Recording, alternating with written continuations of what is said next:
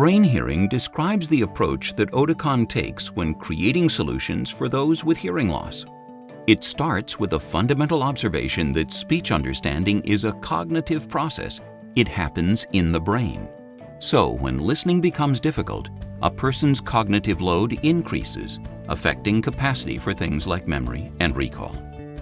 Important research methods developed from the Linköping University in Sweden have measured how new technologies in Otakon Open can help users with both memory and recall. Using a test called SWIR, Sentence Final, Word Identification, and Recall, study participants are placed in a sound booth and asked to listen to everyday communication. 7 sentences are played, and the listener is then asked to repeat back what they heard and recall the last word of each sentence.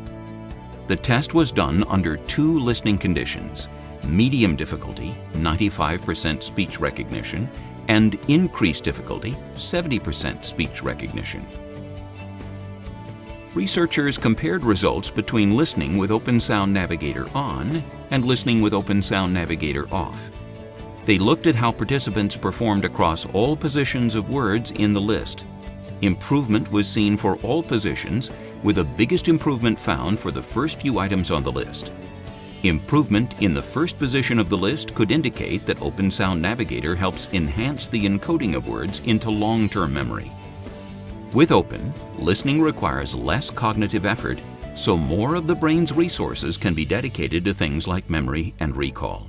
This 20% less load on the brain helps listeners remember 20% more and improve speech understanding by 30%.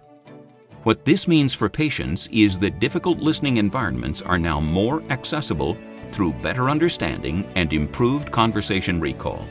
When patients understand that hearing happens in the brain, hearing instrument choice becomes a healthcare-driven decision, making Open the smart choice.